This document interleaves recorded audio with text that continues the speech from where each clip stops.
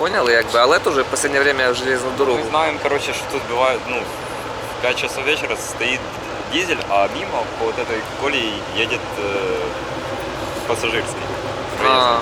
Как он будет проезжать? Самому цікаво.